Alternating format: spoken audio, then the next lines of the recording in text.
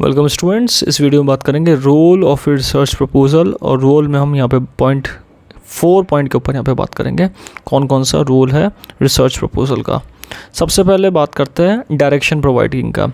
Research proposal क्या है? एक डायरेक्शन देता है कंपनी को, और एक एग्रीमेंट है जिसके अंदर पूरी क्लियर एक्सपेक्टेशन दी जाती है कि रिसर्च क्या डिलीवर करेगा आपको, एज अ कंपनी आपको क्या डिलीवर करेगा। रिसर्च जब भी करी जाती है मार्केट में, तो मार्केटिंग रिसर्च के अकॉर्डिंग यहाँ पे कंपनी को बताया जाता है कि इस तरीके से आपकी एक्सपेक्टेशन पूरा करा जाएगा। ये मिसअंडरस्टैंडिंग को स्टॉप करता है बजट और फाइनल डिलीवरी के बीच में।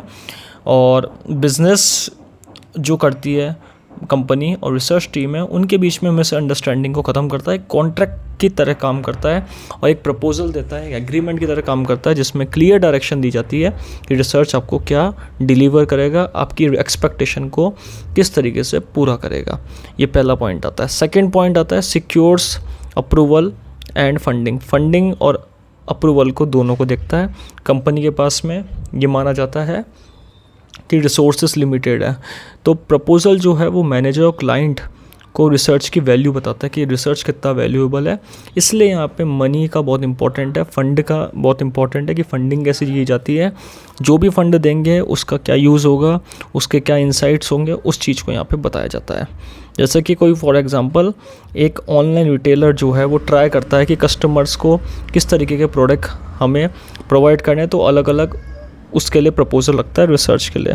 जब रिसर्च कंपनी रिसर्च प्रपोजल करती है तो ये बताती है कि कस्टमर अलग अलग तरीके से, लगभग 500 कस्टमर की वो के ऊपर रिसर्च करता है और 2 वीक के अंदर वो कंप्लीट करता है अपना टास्क।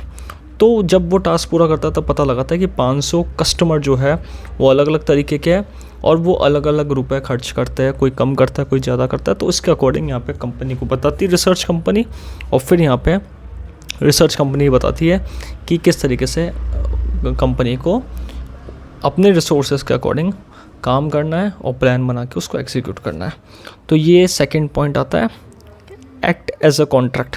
कॉन्ट्रैक्ट की तरह एक्ट करता है ये, एक एग्रीमेंट है जिसके अकॉर्डिंग यहाँ पे आउटलाइन दी जाती है और गाइड दी जाती है रिसर्चर और क्लाइंट और मैनेजमेंट के बीच में।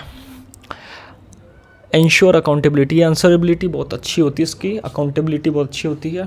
जब भी कंपनी रिसर्च करवाती है तो रिसर्च प्रपोजल एक ऐसा प्रपोजल है जो अकाउंटेबिलिटी लेकर आता है, गाइड करने का काम करता है।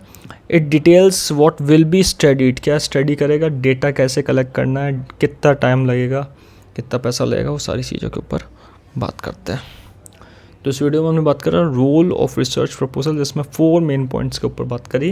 ये 4 मेन पॉइंट्स क्या है, ये रिसर्च प्रपोजल के रोल को डिफाइन करता है।